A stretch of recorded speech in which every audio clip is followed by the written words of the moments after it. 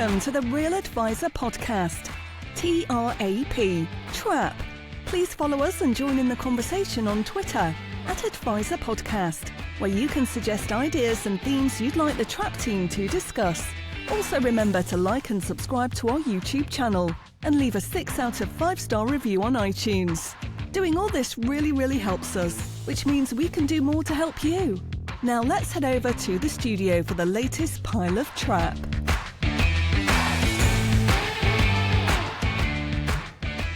Yes, indeed, dear Trappists. Welcome back to what many people are calling episode 57 of the Real Advisor Podcast, TRAP, TRAP. My name is Lick Lincoln, and joining me once again in the digital studio of doom are the three other horsemen of the apocalypse.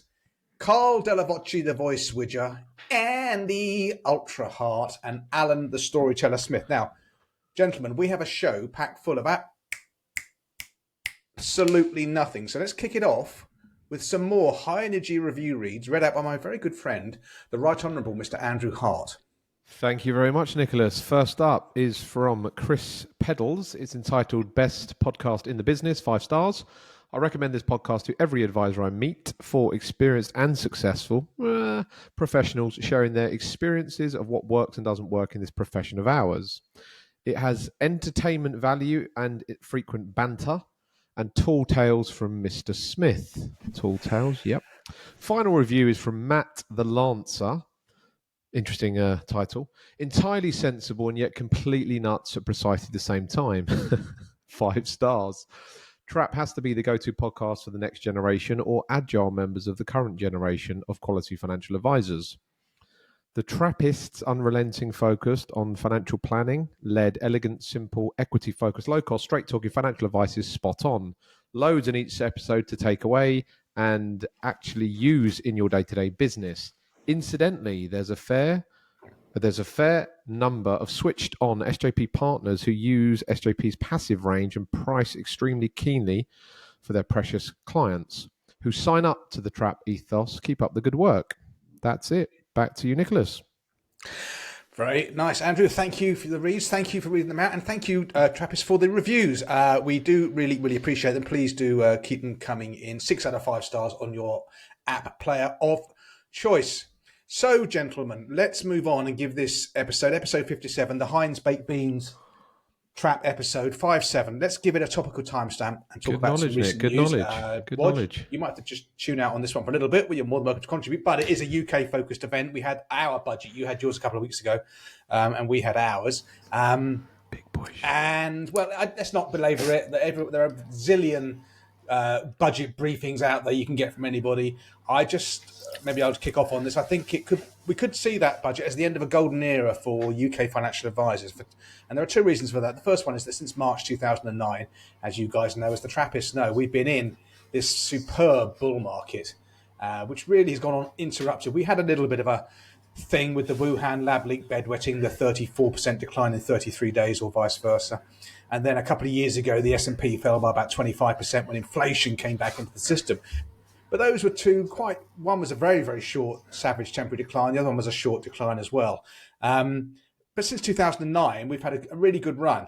And then in 2015, I'm not saying that the next decline is coming, but what I'm saying is it's probably more than likely it's overdue to happen, all right? But quite a long temporary decline.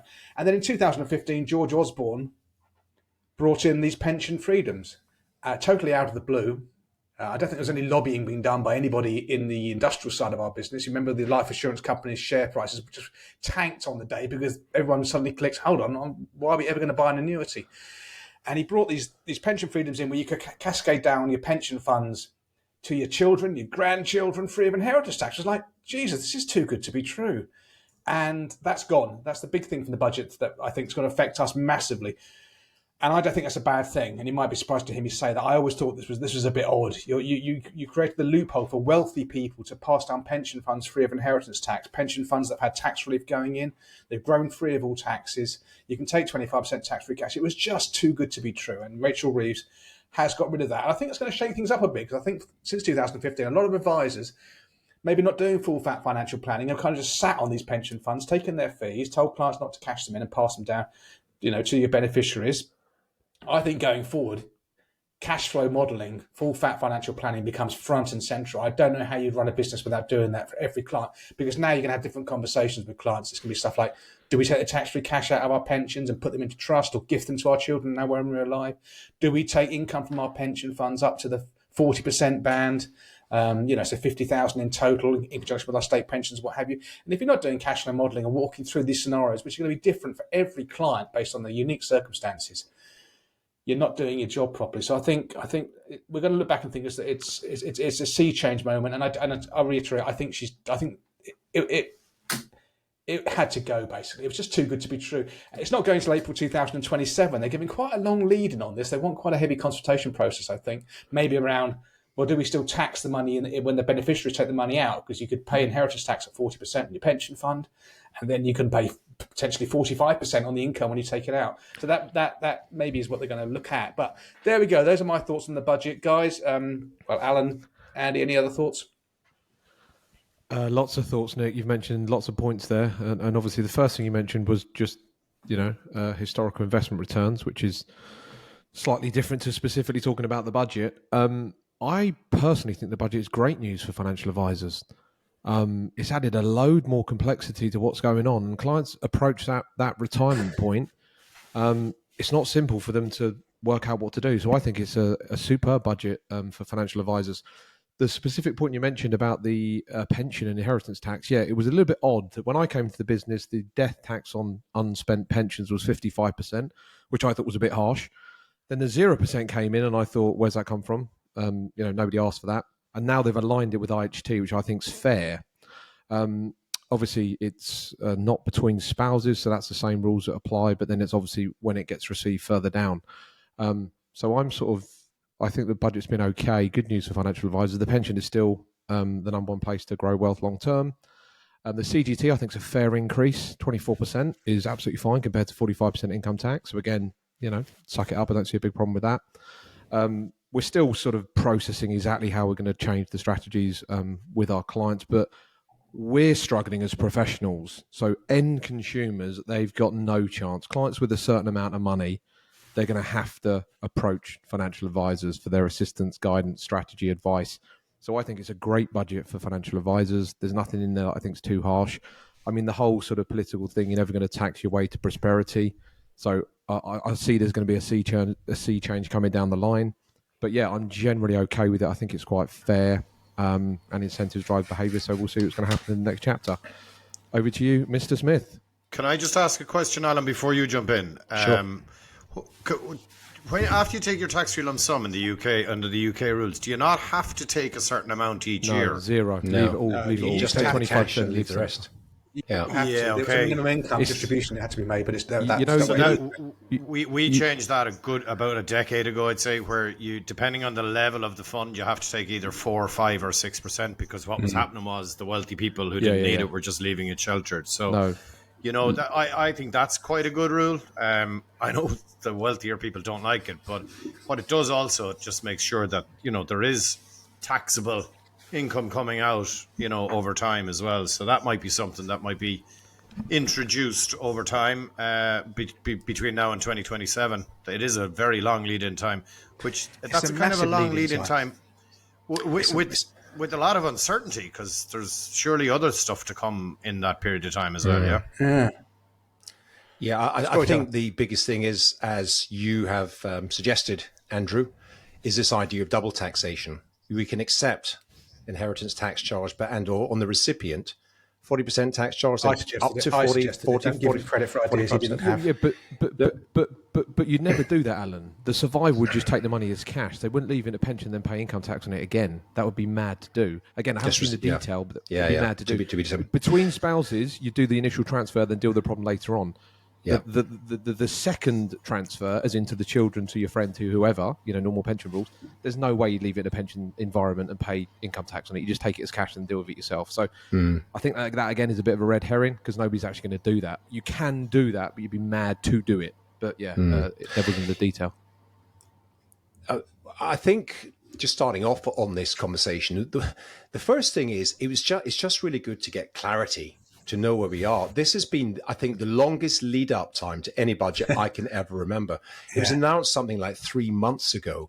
And as we've talked about in the past, we're now living in a different era of consistent 24/7, media, social media coverage, speculation, newspapers, and everyone's in business of getting eyeballs and clicks. And so the speculation was just, just off the scale, wasn't it? And so just whatever happened, at least now we know it was really, really important. I think there's a sense of just relief to have the clarity and then begin to think and plan.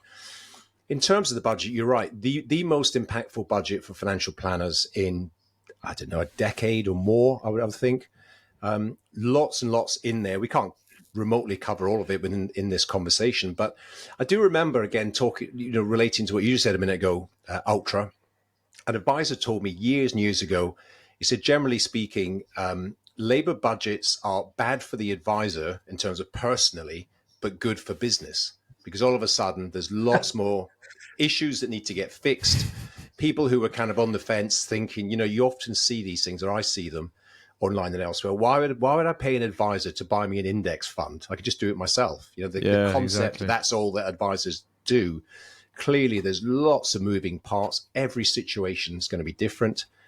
I did a podcast the other day, Bulletproof, with some tax experts, and you just sort of scratch the surface and you think, sometimes it's a second order effects. Well, that happens. Okay, fine. Now these 2 or 3 other things may well happen down the line. So, and as they kept saying throughout that conversation that I had, it's just such a highly personalized situation. There is no one rule fits all. You should take your pension, you shouldn't take your pension, or whatever it is. So highly personalized, independent, experienced advice has never been more valuable. Agreed. So I'm just going to just mention another couple of points as it relates to IFAs and ourselves and our business owners. And there's two quick things.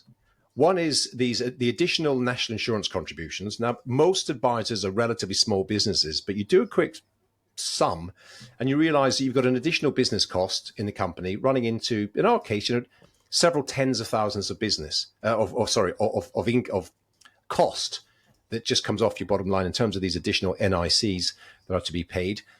Just a kind of an obvious point, but if anything else, this, I think, accelerates the adoption of technology, some of these AI tools which are out there. People aren't necessarily going to be going out, hiring a lot of early stage junior type people coming into the industry. So there's a big question mark over new young entrants coming into the business if you can get some tech to do the job and save yourself not only the salary, but the additional NIC costs. So that will be interesting. And the other thing that we haven't talked about yet is that these private businesses that we all own are now going to be subject to inheritance tax, albeit at the lower rate of 20%. And I'm just thinking about the second order effects and that. God forbid anything happens to any one of us, anyone running an IFA practice, their estate will be charged 20% of the value of that business. Above $1 million. Above $1 million now. And I'm going to talk about it in a minute. A lot of these businesses are worth several million pounds to say, well, so that's the other thing. As I asked the tax experts the other day, how do you value a business? How do you value any small private company there's no liquid market, And he said, yeah, exactly. It's a good point. And it depends. This is the one situation we want the lowest possible valuation. So it's an interesting dynamic for us in the profession ourselves, never mind the impact on our clients. So lots to unpack. And just following on from that point, Alan, the thing that's got a lot of press is farmers, obviously, and farmland and agricultural now. Same numbers apply to them. Yeah. Your typical farm in any place is going to be worth more than £1 million just because of the land. So all of them are caught up in it. They're obviously asset, wealthy, but they haven't got a lot of, their land. Liquid, liquid. Their income, very poor. They're not really liquid. I was in Madrid when the farmers were protesting. It was absolute carnage. The farmers are going to be protesting in London, and it's going to be absolutely carnage because they make an absolute racket. But then again, Clarkson was writing about it in the Times. Obviously, Clarkson's got a big farm, and he was saying a lot of wealthy people have been buying farm because it qualifies for agricultural relief. But that's the exception. That's not your typical farming family.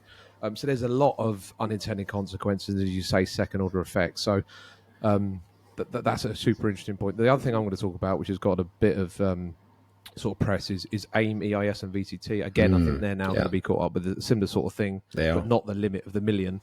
They're going to be taxed at 20%. I mean, the AIM's interesting because it's done bugger all anyway, so it's going to be bugger all now minus 20%. So good luck with that one.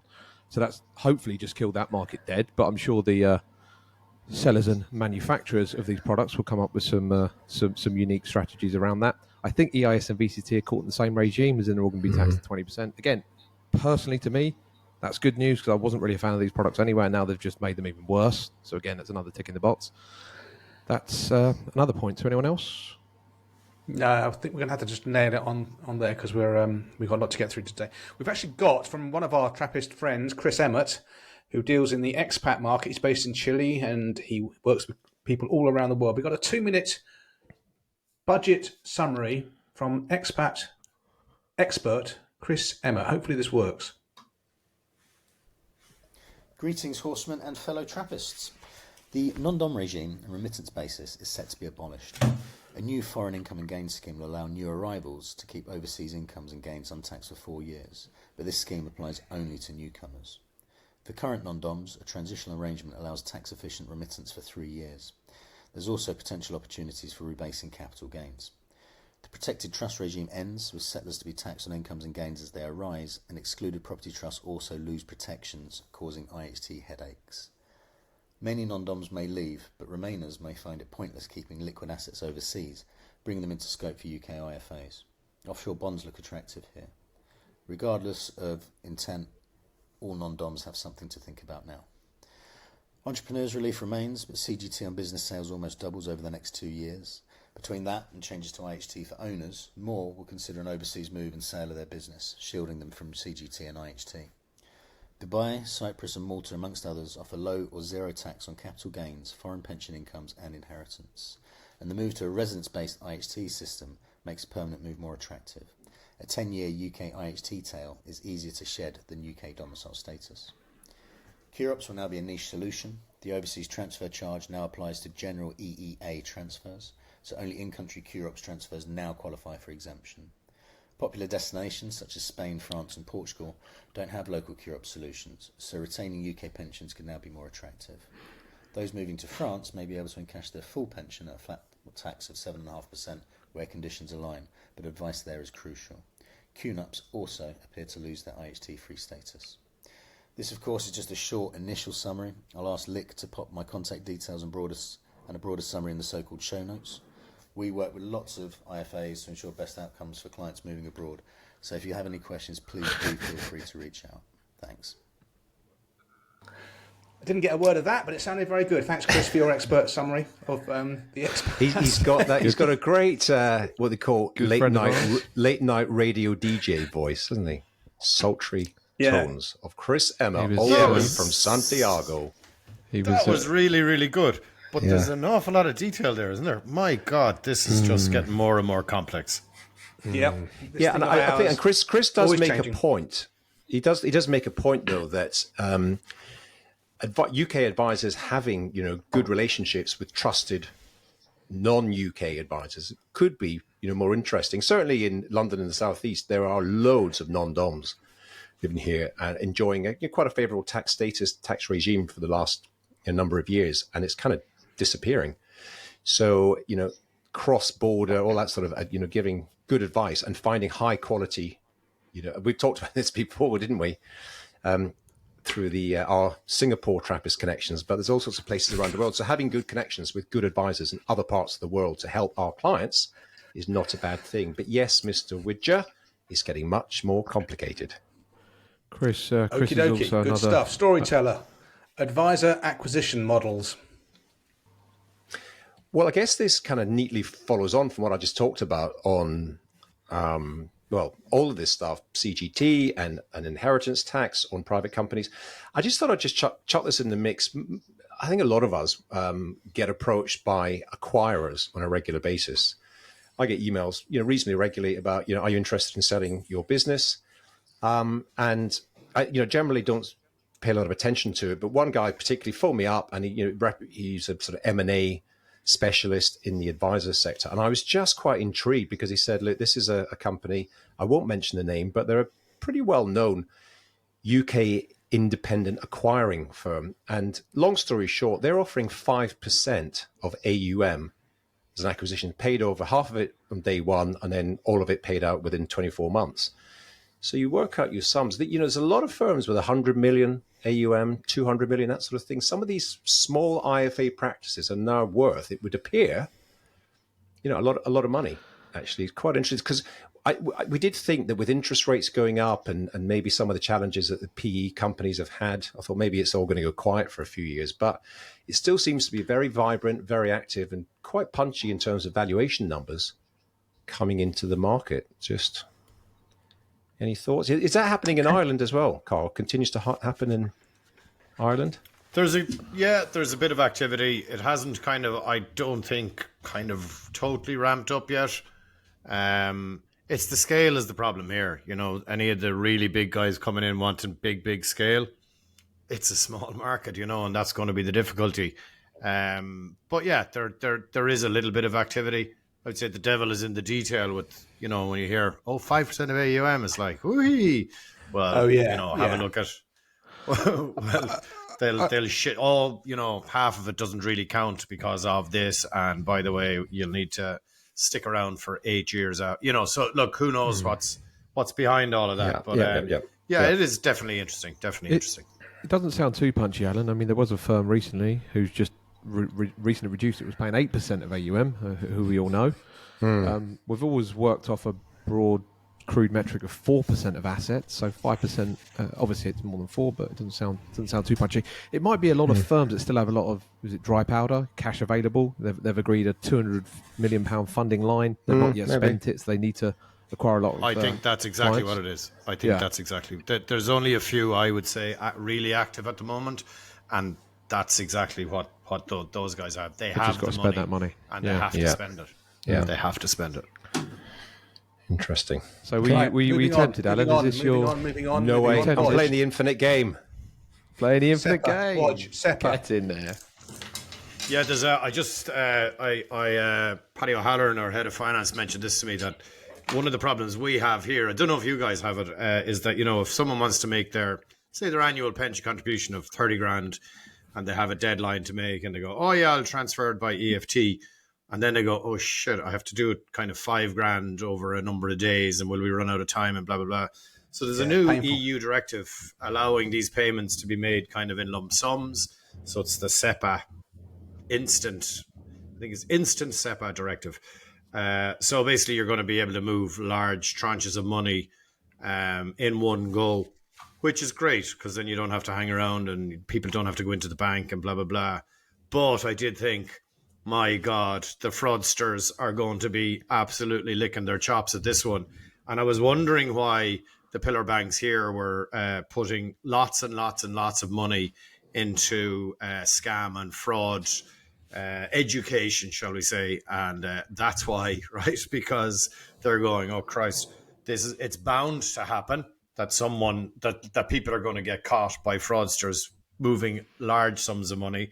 And then I think even on the last episode, weren't we talking about a scam, and the guy who was scammed went after his bank because they transferred the money. So I've got another similar story today, Carl. Yep. Yeah. Okay. So I to be welcomed, but fraud and scams is I just think it's gonna increase and increase. I heard a terrible story today that there's a girl, an Irish girl, was on holidays out in Sicily and got knocked down, basically, right? And she's in hospital with a brain injury. And her family had to set up a GoFundMe page, and they raised 130 grand. Do you know what the fraudsters did? They set up another GoFundMe page that cloned the existing GoFundMe page and just put in a different account detail. Like, they will stop at nothing. Like, what horrible. Wankers. Oh my God. So anyway, to be welcomed, but technology brings its own issues, I suppose. Indeed it does. Okay, thank you for that. Right, I've just cut out one of the things I was going to talk about because we were running low on time. So we're going straight to you, Smithy, with the SJP New Charging Model. Quite interesting. I think just as a continuation of previous conversations we've had, the whole kind of landscape in UK financial services is changing, continues to change. The Dear CEO letters, the consumer duty activity, this comes up quite regularly. But a lot of the big firms are, as we mentioned before, they are going through some significant challenges and some significant change. I think it's quite interesting that I happen to know, and I think all of us to some degree or another know some really good advisors at the largest wealth management company in the UK, St. James's Place. And I happen to know... underestimate the power of the dark side. But I happen to know there's a number of them. There's a number of good firms giving notice. The new pricing model they've got and the kind of revenue and fees that the advisors can retain isn't quite as exciting as it once was. I don't think. There are definitely some issues and challenges, and fundamentally it is changing for a lot of these firms. And I think, well, I know that some are giving notice and they're leaving and they're going to join the independent sector. And I think that is just an interesting dynamic. And they're not the only ones. Some of the bigger firms as well, some of the other bigger firms are seeing some people go. And, you know, if everything's changing and the revenues are being squeezed a bit because they've got to deliver and all the expectations of consumer duty. And what I'm seeing is some of these large organizations, you know, they've had a big fright, they've had fines, they've lost, you know, value, share prices, etc. So what do? After the horse is bolted, they create some pretty draconian rules and regulations that you've got to adhere to. And so people are thinking, well, if I'm going to have to do all of this stuff and my income is going to fall, then I wonder what the chances are of me taking my business and just going into the independent sector. And I can tell you, some of these firms are excellent, excellent firms. I always remember, you know, I spent the early part of my career, as has been mentioned before, at a large... Alperton, whoa, Alperton, I can see my wheelbarrow filling with props signed by the weak and willing. I was 21 when I owned Alperton. My absolute favorite of all the drops you do, for obvious reasons. But in my days, driving around Alperton and other suburbs of northwest London, working for a huge organization, there's lots of challenges working in big companies or with all that kind of infrastructure and compliance and rules. But there's a lot of positives in terms of, you know, systems, processes, just, you know, robust marketing initiatives, sort of clear training courses, definite trade, all that sort of stuff exists at the big companies. And again, I'm just always thinking about second order effects. You're seeing as a result of all these changes, there are going to be some, I mean, fabulous firms coming into the independent sector, competing with other firms who've got all these structure systems, processes, top drawer individuals, advisors, highly qualified advisors with good systems. So it's to be welcomed, frankly. I mean, I love the independent sector. And these people coming into it are going to raise our game. So the things are continuing to evolve, and pretty quickly. Good to hear. Good stuff. Okay, Wodge, your ideas exchange, the Irish style. Yes, the Irish Ideas Exchange, which was founded really on this podcast, and I decided to put it together. It's going, I would say, really well. There's a WhatsApp group with lots of questions, most of which I don't even understand the question, never mind, not on the answer. But there's a lot of help going on in the group. And we are having a get-together and a bit of a social occasion. You understand get-togethers, Wod. You understand get-togethers. And we have, I organise a get-together. And we have some special secret guests coming along, which we can't tell anybody about. But we are going to change the shape of the financial plan. It's nobody on this podcast. Are you going to tell us after the fact? Possibly privately, and maybe I'll say it out the on lack the of podcast. trust But anyway, is strong with this one. yeah. There's one of you I might tell, but the other two definitely not. I already know, Watch. Secret's safe with me. Smithy, the biggest mouth in UK financial services, that boy. Only certain the dog things. called the cat hairy hole. No. Okay, all right. Exactly. Good. Well, I wish you all the best with that and that high cloak of secrecy. Storyteller, letters of authority, and I'll chime in on this once you've spoken. Yeah, just my... I find this quite funny. Me giving a tech update on a regular basis, but kind of as part of the ongoing fast-moving innovation around AI in financial planning, I did a presentation a few weeks ago at I think Nick, you spoke at this as well. Clive Waller, who's an industry legend and a veteran, runs a network group. It's called the Investment Network, isn't it? And so it's actually not many IFAs go there. There was a few advisors, mainly kind of big institutions and big networks and so on. Anyway, I was there and it was a good event. I enjoyed it.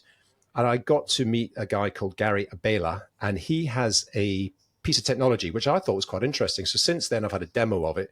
So it's called, I don't know how you say it, it's RELOA, like as in RELOA. And what it does, just thinking through some of the challenges, if you go to get now there's letter of authority issue, that's just an issue to get. And there's things like Pensions Lab, and I think there's others to try to just get the data. But what you end up getting, thinking about it, is you get, let's say, a letter or an email or something from whoever, Aviva, Legal and General, blah, and it's a schedule of stuff that some human being has to read, interpret, and extract the core data, policy number and valuations and all this sort of important information. And so what this RELOA does is it's just using AI technology. It just reads the whole thing and extracts all the information and pops it in a spreadsheet. So rather than a human being reading it and obviously taking time, and obviously the instance of errors, it does it in a second. It just kind of, I think, would you call it machine reading or machine learning or something? Machine learning. But it just has the way of just extracting, looking for the right data and extracting it in a second. So again, depending on if you're taking on a lot of clients, there's lots of LOAs to interpret, read, extract the data, put it in somewhere else, like a spreadsheet or something else. It does it quite well. So check out RELOA. It looks pretty good. We're certainly going to trial it. So, Nick, what do you have to say on this, Nicholas? I think the LOA thing is being gradually sold. I think DocuSign makes it so much better now. And the fact you can email these things to providers using Debbie Condon's letter of authority guide. I sent over 3 LOAs, a new client. They've got existing protection policies, 3 different companies. I sent off the LOAs. Within a week, I had all the information back. With 2 of the companies, I had it back within 24 hours. All done electronically. No waiting for Royal Mail to F it up. So long may that continue. Okay, another Ponzi scheme, Ultra. What's going on, man? What's going on? Yeah, so this is a recurring theme. I've seen another one at the weekend. This is, again, a financial and investing illiterate invested in what she's now claiming is a scam, when it was a greed scam, really, as in she was trying to earn a lot of money from it. She lost £190,000, and now basically she's trying to go after Barclays Bank, blaming Barclays that this should fall under the APP, like the automated payment sort of system, sort of regime. That's actually been limited to 85,000, but that's a whole other story. Again, fraudsters will be all over that, so they'll just be asking people to send them £80,000. Anyway, she's got caught up in this scam. In hindsight, it's turned out to be a scam. It's obviously just an investment sort of scheme that's gone belly up. It's called Fretwells. I think there's a load of people that got caught up in it. And again, she's gone to the FOS, so it's going to potentially land on our laps to pay the bill for this investing illiterate sending money to fraudsters and then trying to go after Barclays Bank. So it's a recurring theme. It sounds like this is not that common in Ireland, Carl. It's basically caveat emptor, buyer beware. If you're going to send money, it's your own freaking fault. But you're saying the regime might be changing. But anyway, that's a separate point. That's kind of my point, is that it is changing, and what you're talking about. It sounds is coming insane, to Ireland. doesn't it? It sounds insane to you that you can push the button, and even though they've asked you 45 different questions before you finally push the button, they'll still come after you in 3 years' time and say, "But you shouldn't have let me push the button." And they're like, "That's a no-loss situation, isn't it? I'll invest in this. If it works out well, happy days. If it doesn't, I'll get my money back." I was thinking ridiculous. A shot to nothing, I think they call it in snooker. snooker. Nothing, if I had unlimited funds, which I bankers getting their bonuses and then being bailed out by the taxpayer and keeping their bonuses and do it all again. Well, they'll come up with this limit of 85,000, so people can just take punts of 80,000 in here, there, and everywhere. And if some of them shoot the lights out, great. If all the ones that fail, you just claim your money back. But surely that's not covered by FOS. This is unregulated. We've not then. Even the journalists that talk about this, obviously they're just trying to get an angle, but they're almost thinking that Barclays, terrible Barclays, bad banks. Why are they not, paying them the money back? And it's like. The banks are up against sometimes they will. Anyway. Sometimes they'll just do it to save the publicity. I just sometimes they say sometimes they say blah blah blah invested £230,000 and they've only paid back £63,000. Yeah, You've got 63,000, man. It's like you don't deserve that. You're the one that's causing the problem. You invested to try and make money. That's what I keep adding. It's a greed. Look, we could probably get greedy. We could probably do this every week or every other episode. Yeah, exactly. There is, I'm going to try. It feels like human beings. Yeah, exactly. Let's give it a rest for a little while. How's those solar farms getting on, Carl? All happy days here. Everything's grand. I've managed to clear up the whole system. Well done, sir. All right, Man, good man. right. Now listen, Trap no more our guest is in the lobby, okay? So I'm just letting you know that. So just bear that in mind when you start rambling on. Yeah, we've got okay, a few next minutes. thing, very quickly. Benjamin Beck is a young IFA. He's a Trappist. He came to Trap Live, and very bravely he put on LinkedIn recently a post about how he's just struggling. He's new to advising. He's got his own business. And he's finding it really tough. And I think it's just a reminder that it's not all plain sailing out there, especially if you are starting out. So the four of us talk from a position of kind of privilege in that we have worked really hard to get good businesses going. But once upon a time, they were small businesses. And it's tough when you start out. And we don't want to ever give the impression it's all going to be just plain sailing for the youngsters entering this mighty thing of ours. So credit to Benjamin Beck for putting that out there. I hope he manages to get traction with his business, but it is not all plain sailing, and we don't want to give the impression that it is. Okay, what's the next thing on here? Carl, someone called Stephen interviews someone else I haven't heard of. Go on, expand. Yes, Stephen Bartlett interviewed. Diary of a CEO. Be fairly well known, actually, Nick. But anyway, he well, there's quite a few Stephens in the world, so it's quite difficult to know which one you're referring to. Right. Well, if you read even the first line of the link that I put with it, you'd have realised. Anyway, he interviewed this guy, and look, I just by a coincidence, the book that I recommended the last time out, the Christine Benz book, How to Retire. This guy actually features in the book also. And Ramit Sethi is his name. Yeah. And he speaks in the Bartlett podcast, the Diary CEO. There's some investing advice in there that's just wrong. And it's going out as this is, the gospel because it's on Diary of CEO. And and I mentioned the last time that I hadn't been all the way through the How to Retire book. And there's some investing stuff in there that's just not right for retirees as well. There's in both the podcast, the Stephen Bartlett podcast, and in the book, there's some really, really good content, really good stuff.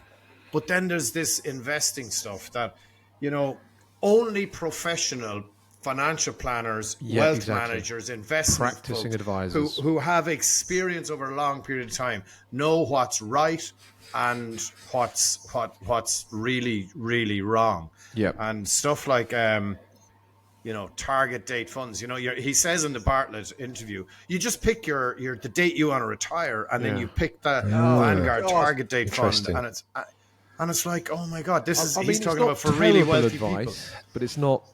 It's wrong because he was talking about the potential to maybe retire early. So then pick that you're going to retire at 45 or it's just he's done so well for himself. Ramit Sethi. He came out many years ago. Slating Financial Advisors. I Can Make You Rich. That was his book. I don't know, a decade ago, more than that. He built a huge following. Don't he had a Netflix series last year? He's got a Netflix series. Yeah. He makes the point in the Bartlett podcast that you don't need a financial advisor, and they're all they're all just creaming money off the top or whatever. And I'm like going, if you paid me my 0.5% trail, I would save you way, way, way, way, way more than what you think you are saving by not paying. Yeah, it's just the price of everything for the value of nothing. The problem, I had a bit of engagement with him last year on Twitter when he came out, and I think he launched a book with a Netflix thing and everything. He is dead against you percentage charge boys. Just said you never ever ever do this. But what it's conflating. He's also against the fee guys. He's against the disguised percentage fee model people as well. the disguised percentage fees. He can't stand there. Equal to. At least we're straight shooters. Straight shooters. As is always the case with these things, it's like one rule to apply to everyone. What he actually said, and he referred to this, it's not worth paying an advisor 1% a year to buy you a Vanguard fund and do nothing. That's the whole point. And I think this is one of the biggest challenges. Conversation for another time. Comparing fees, not the rest of it. It's just really. He's painting the adding entire to the advice gap. He's actually causing more issues than he thinks he's trying to fix. But hey ho, these are the people we've got to chat I'm with. just conscious. That's an interesting subject, but I am just conscious of time and the fact that, we're already what are we on 40 minutes in. Okay, cut me off again. Right. Watch. Just quickly, Carl. Just mention it. Just mention it. It's a little advert. Go on, Carl. What's that? No. That's coming. We're still going through it. He's expecting us in 5 minutes. Yeah. Thanks, Carl fellas. at the knees No. Carl just cocking things up for us. I had an email before the start of the show from Standard Life. I don't know. I lose track. Are they Standard Life or they Aberdeen? Anyway, the email subject was manage the dangers of retirement. And of course, they're launching the Standard Life Smooth Return Pension Fund using an estimated growth rate, an EGR, 0.8 ongoing fund charge before platform fees, before advisor fees. Just a reminder, really, of the nonsense that's out there. It's designed to help grow your clients' pension investments while cushioning them from some of the impacts from daily volatility in investment markets, when it's, of course, exactly daily the volatility that you need, you want, and you crave. I'm no doubt that but let me just will be all over this and giving it the thumbs up. Let me just come back to you on that quickly. You just reminded me of something else. Conscious of time and our guests waiting, but I actually met up an old pal of mine. Shout out to him, Dougie Much, who's very senior now. And what was Prudential is now M&G. Great name. So I was invited in to see him and his boss at a sort of lunch thing last week. Had a great conversation. And by the way, all these very, very senior people at M&G are avid listeners of this podcast, would you believe? And they were saying that their fund, what was the old Pru Smooth, the Pru Smooth Managed Fund? Pru Fund, whatever you say about absolutely it sells by the they're low risk ones. Absolutely. And that's good available here, I think, as well.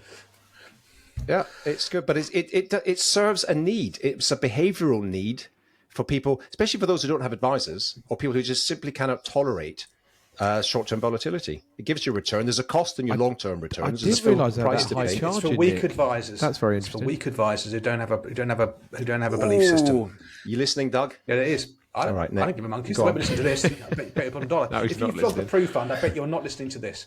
Okay. Right, moving Agreed. on. Sorry, now, Carl, you have a point, Agreed. Carl. Yeah, yes, indeed. Métis Ireland are hiring in Dublin. Métis Norway are hiring. And I'm trying to save us. Correct. Big boy. Trying to save us the recruitment fees. So we're looking for a financial planner, or as you boys would know, a paraplanner in our Dublin office. And we're also looking for at least one brilliant private client manager. Please get in touch. What's all these names? Private client manager means advisor. Is that what you mean? Private client manager. Yes. Very good. Okay. Right. Titles are important, Alan. Yep, that's true, Mr. MD. We're just about to hire our second financial planner of the year. Keep it quiet for now, but we have sent out an offer letter to our second one. So it's good to know we're all moving in the right direction, growing, recruiting good people. So good luck with that. It'll be a great opportunity. You hiring I will have this year, news. like me? No, I've already hired 5. That's enough. I hired 17. I hired 17. Okay, right. Yeah, Can you imagine? And I will private have client news private of client a management planner advisors. Is that for Posh DFM? Your subsidiary. I'm done. Right. Good luck with the hiring. Well done with the hiring, Alan. Okay, cracking on before I kill somebody. Oh, Alan, promoting yourself. Bulletproof MBA. Yeah. Tell us about it, my good friend. As we're in the self-promotion zone, am I going to mention? No, come on, move on. Okay. I'm running with some other people much smarter than me. I'm running a program next year called Bulletproof MBA. I'm currently on the program myself, and it's fantastic. It's like a mini MBA. It's meeting monthly talking about all things about just how to run and grow a successful business. It'll be of interest to advisors looking to grow their business, also of interest if they've got business owner clients looking to grow. So we talk about marketing, branding, pricing, how to basic stuff about how to read a set of accounts, P&L growth. There's a lot of stuff. It's a distilled version of an MBA, which obviously would cost you 50 grand and a load of time over the course of the year. And so we are having a free taster session in London on November 25th. Might run a second taster session, but that's for now. I'll post a link in the show notes. If anyone's interested in coming along to a free taster session in the morning of November 25th in central London, please do get in touch. I thank you. Okay, good luck with that. Well done. Final point from me. Our close friends, Dimensional Fund Advisors, put out a thing last week just showing how the small cap premium is very, very strong around the world. It just ain't been strong in the USA for the last 2 decades, mainly because of the Magnificent Sevens or the FANGs or whatever you want to call them. But in the rest of the world, it's still there and has been very strong over the last 2 decades. So that is good to know. I'm rushing through that because, dear Trappists, we have a guest on the show, and I can see him waiting patiently outside the studio door. Hey, there's somebody at the door. Oh, there's somebody at the door. Come on, there's somebody at the door. Oh, there's somebody at the door. Now, I'm going to let this young man in. Perhaps we'll bring him in and just say hello to him, and then, Alan, you can give a quick bio to the Trappists of who this chap is. His name is James Shackle, but you'll know him from YouTube as James Shack trademark. Let's bring the man in. There you go, James. There he is. Hello. The man himself. Backdrop. Thank you very much for having me. doing? You'd never let me in. I've been sitting out here for ages. I know. Yeah, Well, I've been trying to Carl likes to. Carl Witter's on. He just talks. He talks and talks. So, James, really, really good to see you. Great to have you on Trap Podcast. Thank you. It's We're great going to to just be sort of run through a number of let's run through a number of questions. Just you're bearing in mind the audience, which is predominantly financial planners, ambitious financial planners aiming to grow their business. Looking at what you've done, which we'll unpack in a second, really inspiring and really, really interesting. But for those who don't know you, despite the fact that you're the biggest YouTuber in the world, he's a qualified financial planner, didn't you know? Love to go back to your kind of early days and just sort of position all this. I mean, what's your background? What's your career to date in financial services? Well, I've had a pretty varied career already. I've almost had sort of 4 different career paths that I've been on in my sort of 12 to 15 years of working. My first job straight out of university was working for a company called Fisher Investments. Are you guys familiar with Fisher? Yeah. So Fisher. Oh yes. Is a oh yes. Fisher Investments is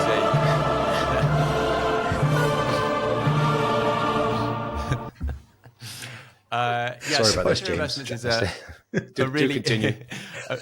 a really interesting business for a number of reasons. They've essentially managed to build this $200 billion empire off the back of a single piece of content, which is their 15-minute retirement guide, which most of the UK population would have seen at some point in their Facebook feed.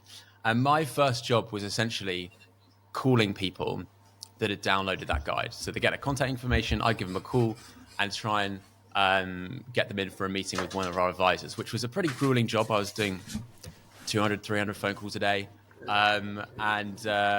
It was pretty grueling, but it was a fun job at the time. First job in London, and then I had to move on to do something a little bit more serious. So next step after that was working for HSBC Global Asset Management.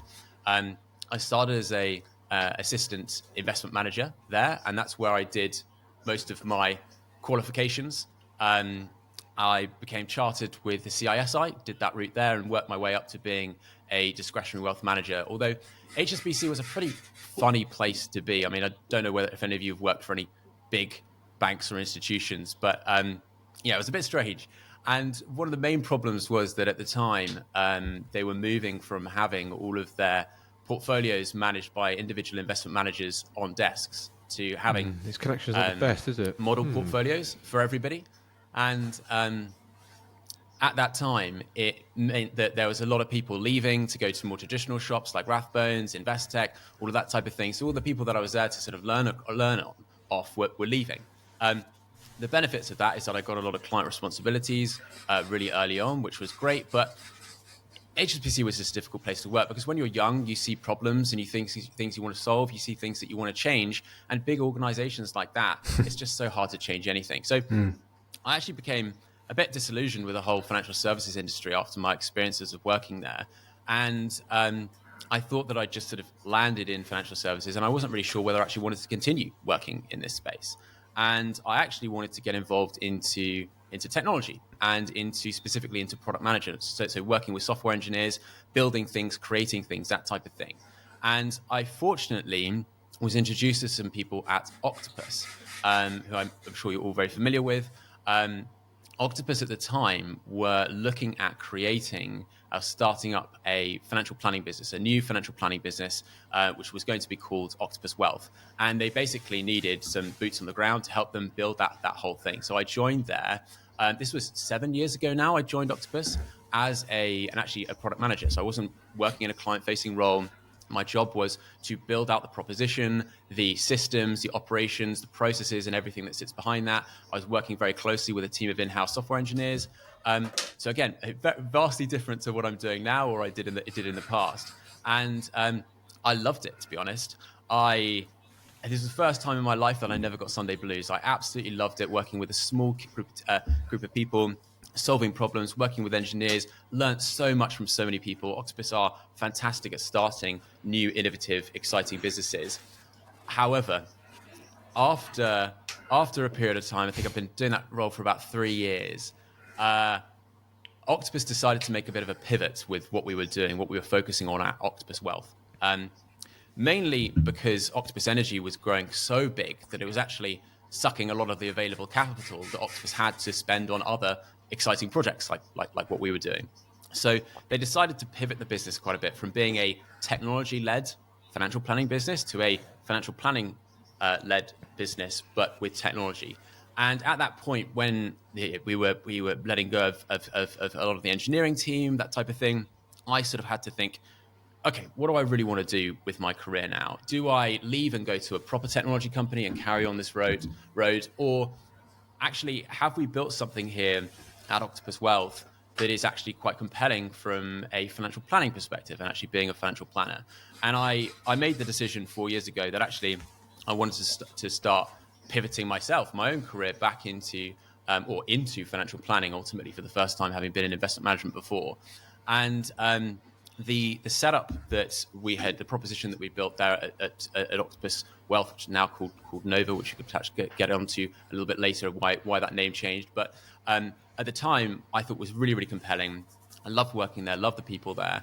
And they worked with advisors typically on a revenue share-based model. So it's up to you to go and find your own clients. So I was gradually passing off my responsibilities on the operations side of things, on the technology side of things, and segueing into being a financial planner. So I was faced with the daunting task then of growing my own book of business, which I'm sure that many financial advisors and you guys at certain points in your career can remember is pretty difficult, pretty tough. And so I was trying to think, how the hell am I going to go about doing this? And there's obviously the traditional route, getting in touch with accountants and solicitors, and getting referrals and getting yourself out there, getting on the road, which is, as you know, difficult, very difficult. And I thought, I had this idea at the time of potentially creating a YouTube channel. Now, the reason why I created the YouTube channel was not because I thought it would be a fantastic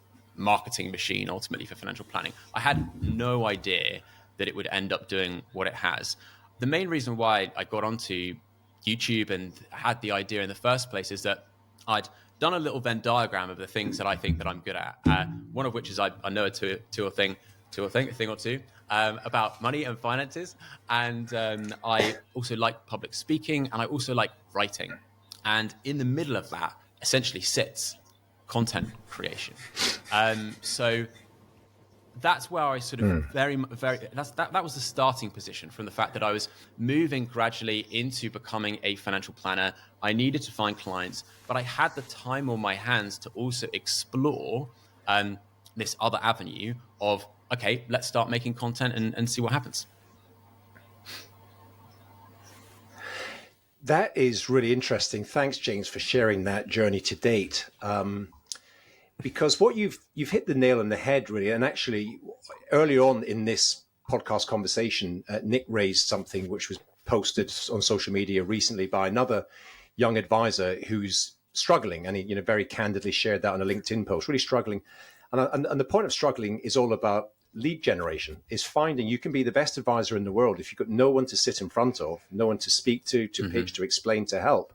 Then we're all kind of wasting our time. And it is, I think it's a huge issue, because there are some super talented people in the financial planning profession, but there's a lack of really high quality marketing as far as what I'm seeing and looking around. So I think it's going to be really helpful, really interesting to anyone listening to this who's, is open for business effectively, looking to recruit and hire new clients. So you obviously, YouTube is huge anyway, but this is going back. When was this? Would you just give us a bit of a timeline? When was it you sort of really started thinking about creating a YouTube channel and content?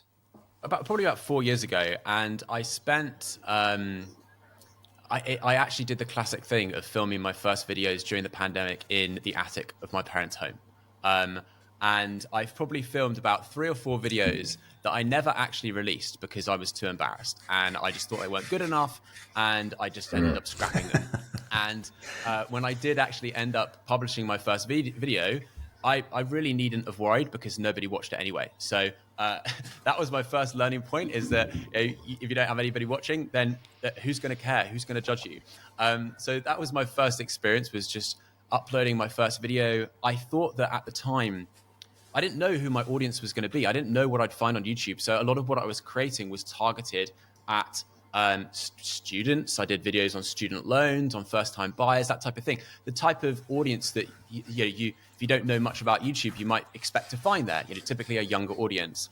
So I started making these videos, tried to get my mates to watch them, and they didn't seem that interested. And it was pretty grim, really. It was pretty difficult having to put so much time and effort into these videos. At the time, it was probably taking me 40, 50 hours to make these videos. I mean, it still takes me that long today. But when I didn't know that there would be any sort of anything at the end of the rainbow, at the end of this toil and the effort that I was putting in, it was really, really difficult. And I kept at it. And probably after about 6 months, I ended up putting a link to one of my videos on a Reddit channel called UK Personal Finance, which is this massive Reddit channel, which is fantastic at helping so many people. And it just kind of went viral on there. And I ended up getting a couple of thousand views on a video, which for me at the time was just absolutely mega. And from there, it kind of just kicked things off. And I was releasing about a video every month, so pretty low cadence, because I had all these other responsibilities at work. I wasn't necessarily even doing like financial planning full time at that point. I was just trying this thing on the side to sort of see what would happen and see what it would look like. And I think it wasn't until probably a year after I'd been posting videos and I'd been getting probably, I can't remember now, like 2,000 or 3,000 views on videos, but it was getting more and more and more, that I eventually was like, okay, great. Well, let's see if I can actually generate any leads for myself. And what I did is I just put a link in the description of my videos. I certainly at that time, I never ever in any video said, book in a call with me. It was all very passive. There's just a link in the bottom of in the description of the video. If people want to come across it, they can. And at the time, I had no idea whether anybody would ever click it. And fortunately, after probably a couple of weeks of having that link there, I think I had my first lead come through, somebody book into my diary, and I was just like, oh my God, this is absolutely nuts. This is brilliant. I was so excited. From then, it sort of continued to snowball. And what I realized is that although you would think of YouTube as being a predominantly a young audience on YouTube, it all just depends on what content you're making. And what I started to do is to pivot my content more towards, okay, well, hang on, I've got a couple of leads through now here. What if I start pivoting my content towards the type of people that we're actually looking to bring on board as clients? Because I didn't know if that was going to be the main goal and objective of this channel. I thought that, I want to help people. I want to be able to teach people about finance and improve financial literacy. So I thought, okay, well, let's try and pivot this and actually start making content that would target people specifically at retirement, which is an area where obviously we can help clients a lot.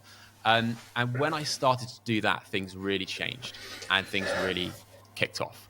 And James, can I ask a question? Yeah.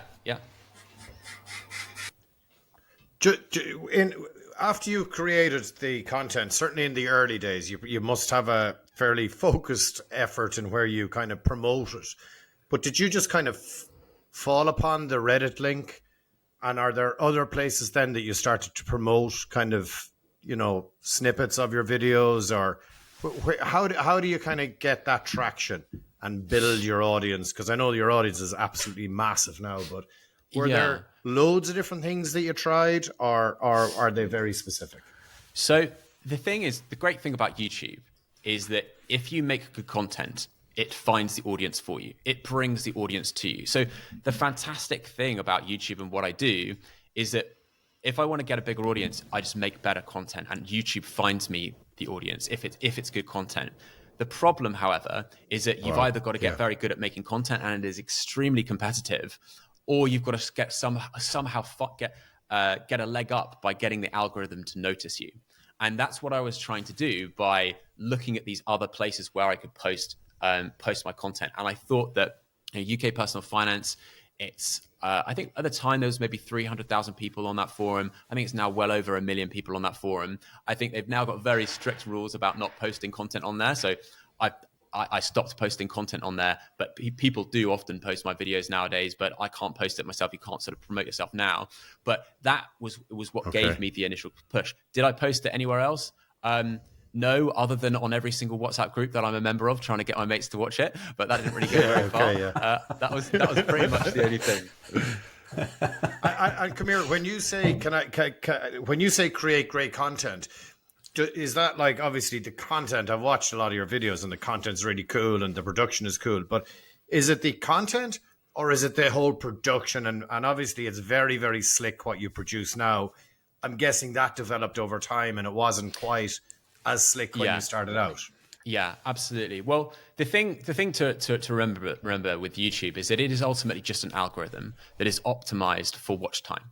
Like YouTube just wants to keep people on its platform for as long as possible. And if you help them do that, then they will promote your videos. Okay. So I get you. Again, it's aligning these incentives, but what that ultimately means is that you need to create obviously content that as many people as possible are interested in, and is as engaging as possible. Yeah. So it's the whole package.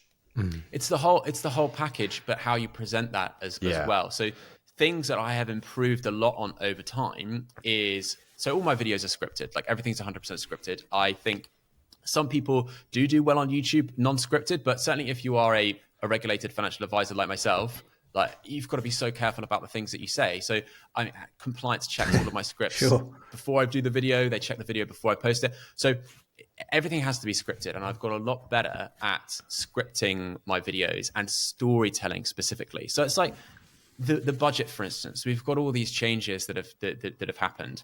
Instead of just telling people what the changes are, like bring that to life with some examples, with some either client stories that you've got to tell, or some, even if they're just demonstration examples that you've made up to make the point. But take people through that journey and understand all the factors around it. It's really just about storytelling. And the thing to really focus on is that when you're making videos is you just got to make as many as you can, because you should be trying to improve 1% every time. And if you can improve 1% every time at one particular area of the content that you're making, then it will continue to get better, and you'll eventually get to a position where more people are watching. So that's something that I have continued to do over a very long period of time. James, before you started, were there any other personal finance YouTubers that inspired you, or general YouTubers as well? Yes. So Pete Matthew, of course, I'm sure you guys are all very familiar with. The legend. Absolutely. Yeah, the legend. Absolutely lovely guy. He has been posting videos on YouTube since as soon as it started. 15 years. Yeah, absolutely nuts. So he very much inspired me to get involved in this space. But I was also inspired by the fact that that going to YouTube to get financial content was already a very big thing in America. There was already a lot of, not so many financial advisors over there doing it, but certainly a lot of other content creators in the finance space. And obviously around COVID, which is when I started making my content, a lot of the reason for my success is just being there at the right place at the right time, because suddenly everyone was at home. Suddenly everyone was worried about money, and everyone was consuming huge amounts of content. And I had just so happened to start a YouTube channel at that point in time, because I didn't think that there was the same coverage as there is in the US. And the other big YouTube channels in the UK, so you've got sort of Pete, you've got Damien Talks Money. We all started, Damien and I, we all started at exactly the same time, but just around that time. So it was very much right place, right time. But I was inspired by what they were doing in America. And also the other businesses that I've been very inspired by in America is Ritz-Holt Wealth Management. You guys familiar with Ritz-Holt Wealth? And the fact that they just have this incredible lineup of content creators, and the ability, they've scaled their business so quickly with a very, very small team just on the power of content. And I was just like, let's do that. Like, this was something that I only realized, I only came across that content probably after I'd already started my channel, but I've spoken to various members of the team there about asking for help in my early days and advice. And I've been really inspired by what they do, as well. Really interesting. James, as Carl said, your output and your videos unlike ours, are really polished, high quality, super professional. They look amazing. They look really engaging. Can you just talk us through the process? Give us an idea of the equipment you use. Just trying to gauge how easy or difficult it is for somebody listening to this to go from zero right now, haven't got a channel, a YouTube profile, to being, to having a degree of success. Everyone could aspire, could only dream of being anything close to you. But what's your process and what equipment do you use? Okay. Well, I'll talk you through what my process is right now, and then I'll talk you through what I would do if I was starting again. So my process at the moment, and as I am still an advisor, I have 30 clients that I look after, but I have a lot of support on that from other members of my team now. So I spend probably a day a week on client work, and another 6 days of my week focusing on YouTube and writing content there. But I'll typically come up with an idea, come up with an inspiration, an idea. I'll talk to other members of the team here about it, get their thoughts, get their insight, and then I'll sit down and start writing a script. And that script might take me 3 days to write in full. I will write it through a first draft. I'll then go through it again. I'll then go through it again. I'll then go through it again. But again, I would not recommend that somebody else does that if they were starting again, just because it's worth me putting that much time into it, because I've got such a big audience already, and my content is highly optimized. So I go through that process, and once I'm happy with the script, I film it. It typically takes me 2 hours to film. So my setup is this is where I do all my filming.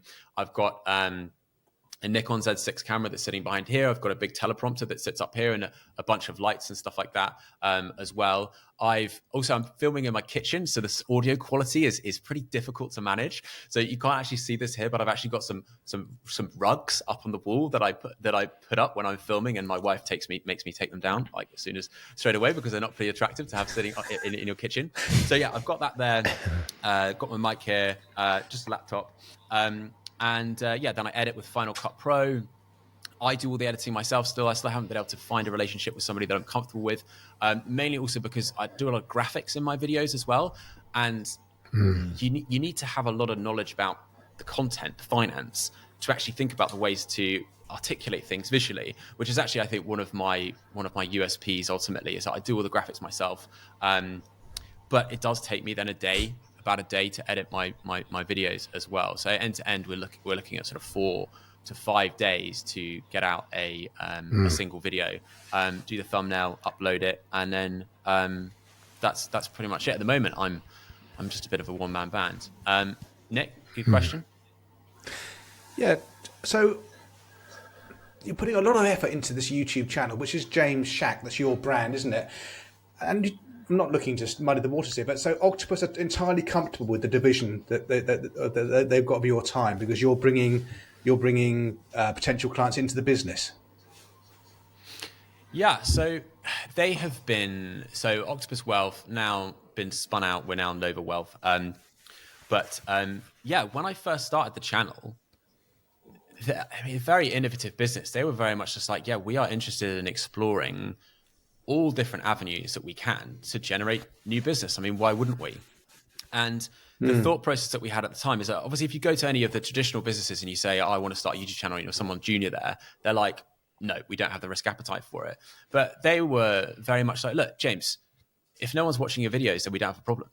If people are watching your videos, then great, this is brilliant, and we'll put the resources into it to make sure that it's that everything is done properly. Not just me having to do everything by myself. So they were really supportive there, and then my role within that business as I'm compensated on revenue share. It's my job to go and bring in my own leads, my own clients. So just as somebody might be, as I know a lot of you guys are very big on LinkedIn, it's as if you're writing content on LinkedIn to try and generate leads. I was just writing content and putting it on YouTube.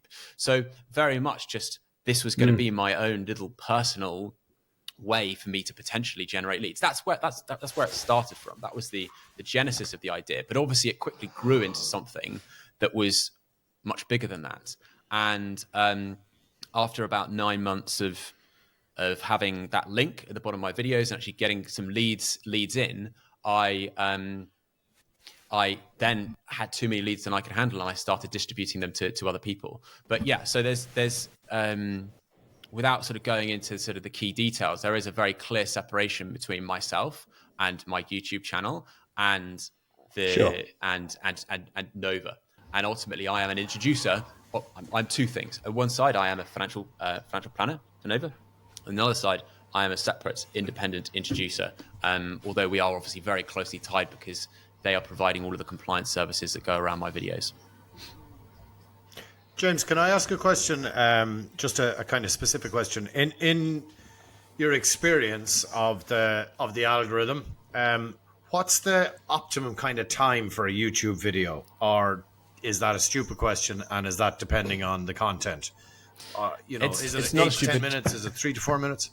It's not a stupid question at all. But the problem is that changes. So again, YouTube is just this algorithm, and there is almost a meta strategy to it that is continually changing and continually evolving. So if you asked me that question a couple of 18 months ago, I would have said that shorter form content was perhaps better, keeping videos below 10 minutes. But now it's moving much more to longer form content. And although I wouldn't do this myself, but less scripted content, more podcasts being based on YouTube, that is being really that's seeing a lot of success at the moment. So there's actually just a big change in viewers' appetites. So I would say that your video should be as long as it takes you to get to provide value and to keep it engaging. Like if you can't keep a 20-minute video engaging, then don't do it.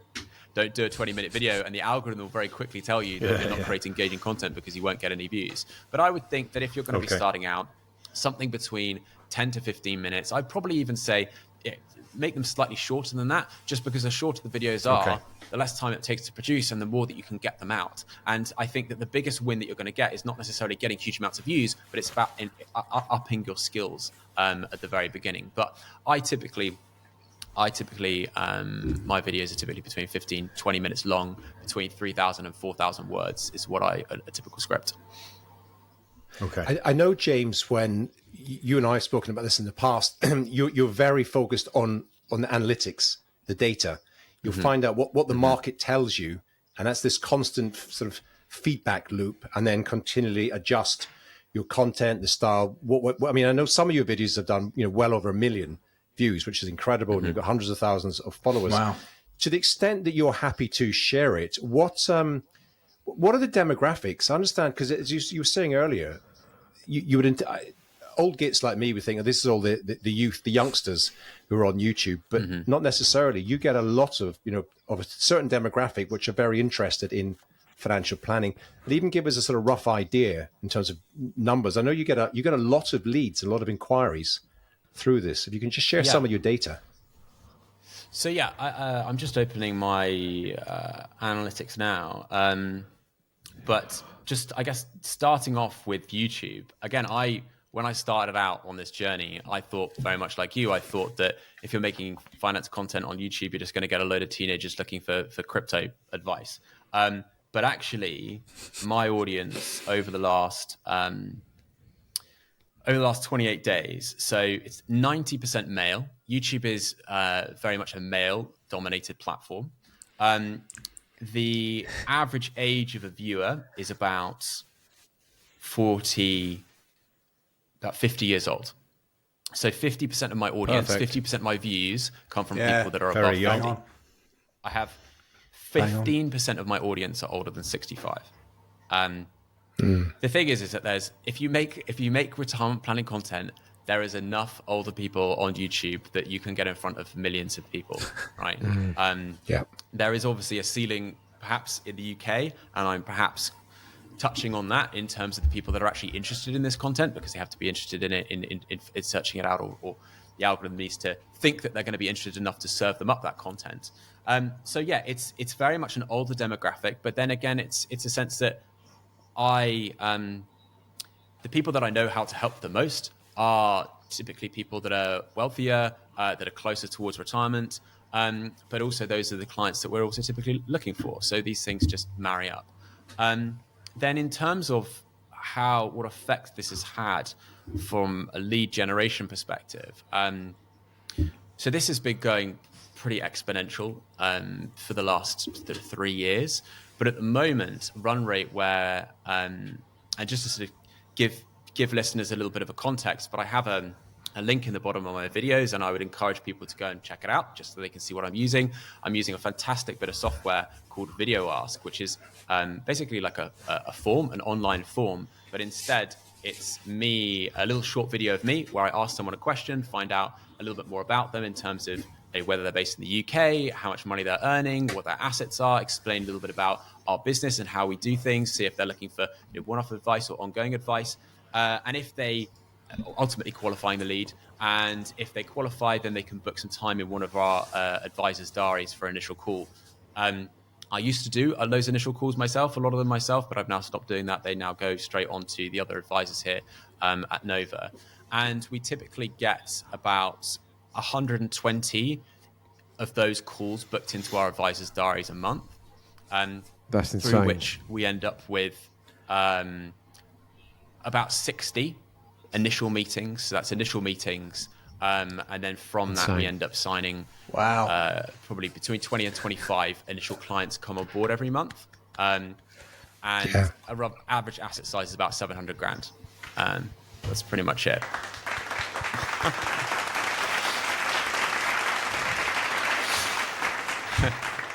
It's significant. That's phenomenal. Yeah, it's amazing. Yeah.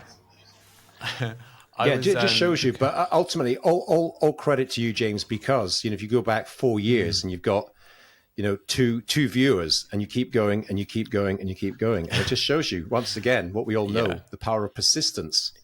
Just keep going. It's incredible. Congratulations. It's one of those That's things. really, really amazing. Thank you. Well, it's one of those things that I think that a lot of people look up to people in my position, being a YouTuber or an influencer, whatever, thinking, oh, I'd love to be that. That would be fantastic to have that job. But what you often forget is the sacrifices that have to have been made, and how, just like you guys run your own businesses, I have been working for 6 days a week, for 12 hours a day for the last four years, up until I had my son last year.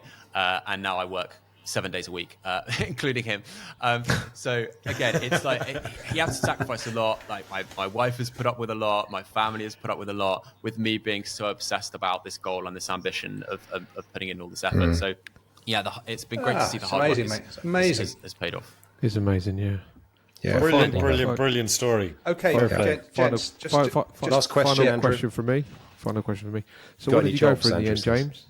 What did you go? What did you go for in the end, James? Ferrari or Lamborghini? He's not like you, Andrew. I drive a second-hand Volvo XC60 even. No interest in Of cars, course really. you do. You are the man, James. You are the man. Good lad, James. That's the correct answer. That is definitely the correct answer. Okay, listen, we've had half an hour of your times, James. We really do appreciate that. We didn't get through all of the questions, but your answers were so engaging. Really good. Thank really you so much. You'd like to stick around, James? We're just going to do the next 2 segments of the show, then we'll wrap it up, and we'd love you to stay around and be part of that, if that's okay with you. Because I can see, and by the way, dear Trappist, there'll be a link to James Shack's YouTube channel in the so-called show notes. Between you and I, James is quite nervous. He's got 192,000 subscribers. We've got 985, and you can feel our hot breath in his collar. We're coming after you, brother. Okay, this is a competition. Okay, I can see posting. The opposite end of the scale. We should put this podcast on YouTube. Yeah, but we put 6 days a week into this, don't we? No. 6 minutes? No. 6 minutes. 6 minutes. 6 minutes a week. Okay, so I can see posters at the front door. She's holding the bulging sack of Trappist questions up my drive. There goes the front door. So if you want to submit a question for the Trap Pack to answer in the Real Advisor podcast, please do click on the link in the pinned tweet on X, or the pinned X on tweet, whatever you want to say. Also in the so-called show, the link there. And we will get around to your questions. We're getting to them gradually. The Trappists are singing away and very happy. This is a question. Let's see who this question is from. We'll open up the letter. Right, this is from a Connor Beaumont, who posted this back in April. So Connor, we've got round to you. What's that? 6 months after the event, and he's on X as @Connor_Beaumont. I've been a regular listener of Trap and enjoy the great debates that you guys get stuck into. Do you think client trust is linked more to qualifications, experience, or interpersonal skills? As a young member of the profession, I'm interested in pursuing advising in the future and would appreciate some insight into the most important area to focus on to give me the best chance of success when I step into the role. Many thanks. Keep up the good work. Who wants to go on that? Is trust down to qualifications, experience, or interpersonal skills, or a combination? I'd say our honoured guest. Well, what do you think, James? It's interesting because I'm obviously much closer to that end of my career than you guys. So I'll be able to relate much more closely. Get him off with this. But I certainly have found, we've hired lots of great young advisors recently. And there's one thing being technical is obviously fantastic, but you will have a lot of fantastic support from, it depends if you join a bigger company, from financial planners around you. But a lot of it comes down to ultimately confidence. And unfortunately, some of it is almost a gravitas that you can potentially have with clients. And it's something that a lot of people just have, but other people can learn over time. And I think a lot of it also comes from just finding what type of advisor you want to be and the style that you want to deliver advice. Because when you come into a company, if you're lucky enough to work in a bigger company, and now that certainly at our company, all our meetings are recorded, so that you've watched lots of different advisors' meetings, is that you can take little bits from what people do and the way that they present, and come up with your own specific genre, even of the way you like to deliver advice. I think that hopefully that answers the question a little bit. I don't know if you guys want to finish that off. Yeah, I think you're right. I think it's kind of a combination of them all. I think you're right. You can't turn. There's not a button to turn on for experience. You've got to live and work through the experience. I think you've demonstrated earlier on, James, 4 bloody hard years to get to you to where you are. Sometimes, if I'm being honest, I think people, the younger folk, think about this working smart. You got to work hard at it, So I would be going qualifications all the way. Experience is something that you gotta put in the hard yards on, and there's no. Andy says it all the time, and he's right. There are no shortcuts here. You got to put the work in, and I think that you do have to have the qualifications ultimately to back up your experience. So I'd be getting involved with the qualifications as soon as possible. That's my view. I'd back that up. This is a thing when you're early in your career, you can't just magic up experience. So in terms of your professional balance sheet, if you like. What can you do earlier on? What can you boost? Well, you can boost your qualifications. So and particularly when you're younger, most people, you haven't yet accumulated, although James, you have now, but depending where you are in your life, you haven't accumulated lots of children, pets, spouses, all the other stuff, which is wonderful, but it takes up a lot of time. When you're younger in your career, ex-spouses, several. Well, spouses would say that, Nick, yes, at the end of it. So, anyway. Do spend the time, whilst you're building up your experience, spend the time to get qualified, because that in turn is kind of like a virtuous cycle. That gives you a bit more confidence. So you go into your client conversations and meetings, being competent and confident that you know the answers to the questions. Someone can raise something with you and you think, well, yes, I've qualified in that area. Yeah. So I do think now, and I know at least 2 people, if not more, on this call will disagree with me, but I think like chartered status, chartered level is table stakes. Become a chartered financial planner, whatever designation you want to have, but do it early on if you can, and then focus on building your experience, getting into lots of meetings. And I would also say one last thing, and I love the fact that you record your meetings, James, and then you allow people to go back and examine them. The idea of having, and we've done a fair bit of this in the past, the idea of having an after-action review, it's called, after every meeting that you have. What went well, what didn't go well, and what would I do different next time? And just be very focused and conscious of that, because that builds your experience, and it helps build this idea of personality and rapport. So that just comes from doing the job day in, day out, but get qualified first. Anything else for you boys to add? I will quickly just add on that. Do the exams. You have to do the exams anyway as a regulatory requirement. Do them when you're young and before your brain goes to mush. But there won't be enough. And we all know very, very highly qualified people in this thing of ours who can't sell. And we're all selling. We want clients to take the right decisions for their financial futures. We have to sell these concepts to clients. If you can't sell, if the clients don't take action, you're a waste of time. So it's a combination of things. You have to do the exams, but you just got to learn how to frame things, use plain language, and develop those interpersonal skills. Because without those, you might as well just stick to compliance. Okay, right. Let's move on to the next section of the show, which we call Culture Corner. Now, young Mr. Shaka, I did warn you we were doing this. Have you got a Culture Corner item for us? Yeah, it's actually quite topical on that last point. So I know this is mainly sort of finance related stuff that you guys bring up, but I've just recently listened to the audiobook of Never Split the Difference. Chris Voss. Have you guys listened to that? Yeah, or read that? Yeah. Yes. Chris Voss. One of my favorites. We've all read it.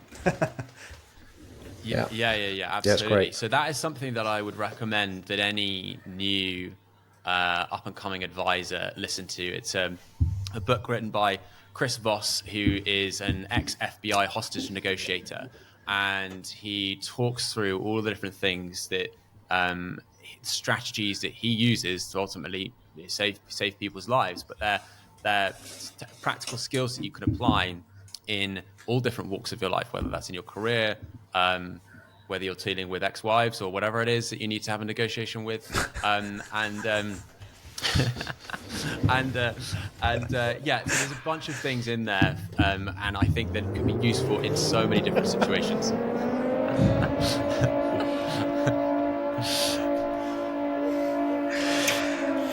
Sorry, you've just triggered at least 3 of us, but do continue. 3 of us, all of us.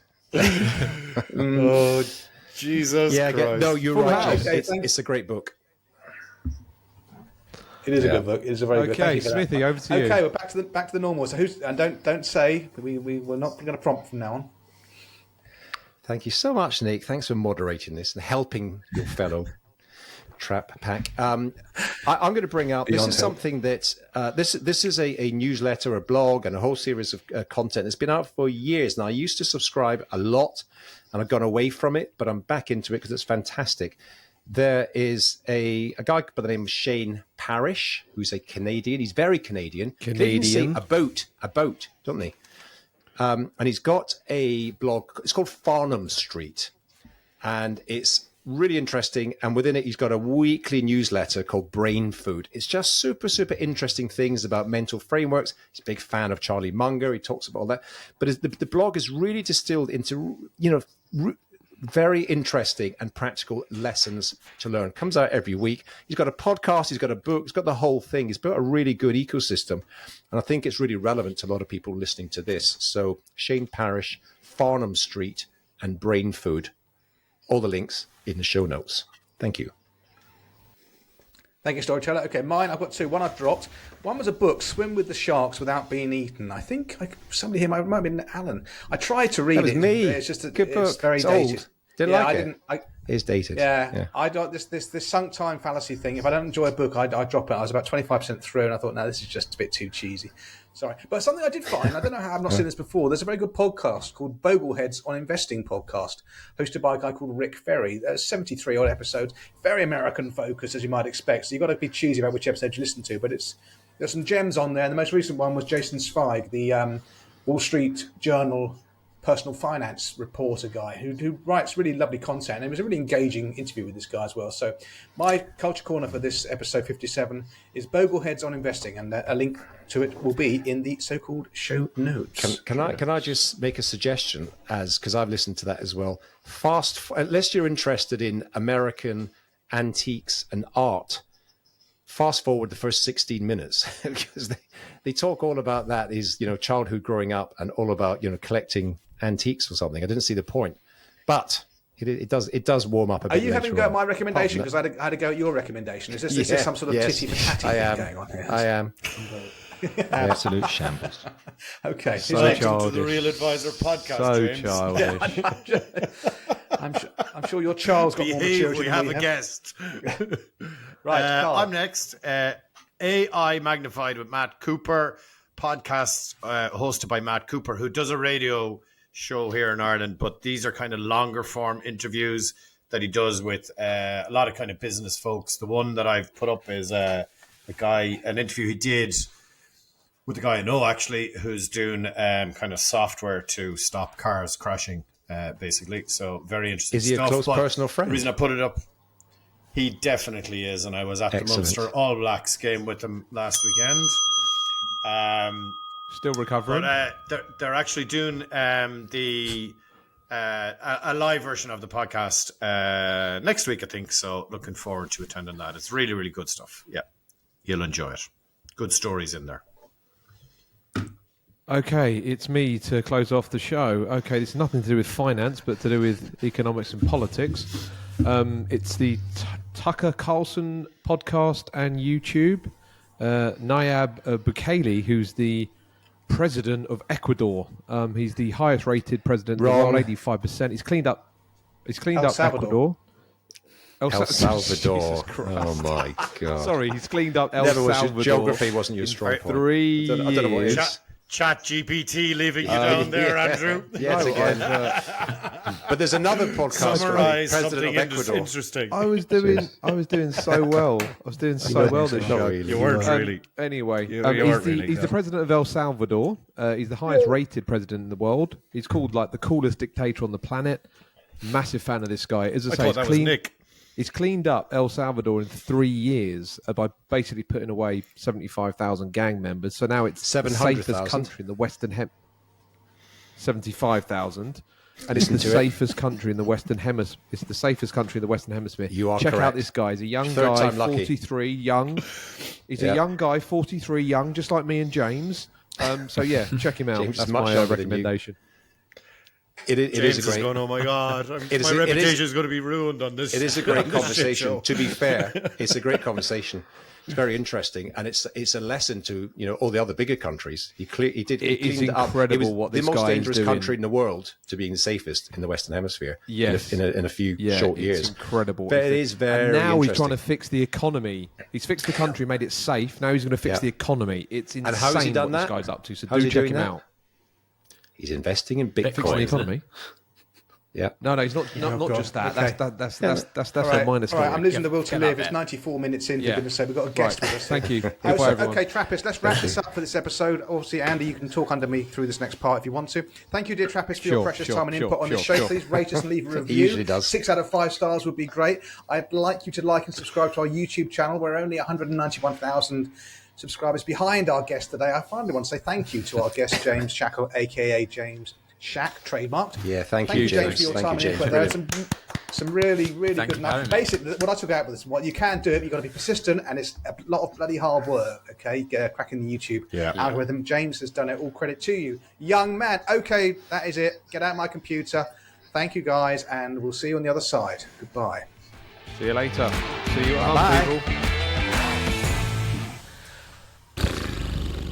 Okay, James, just stay there for a second while we upload the files. Okay.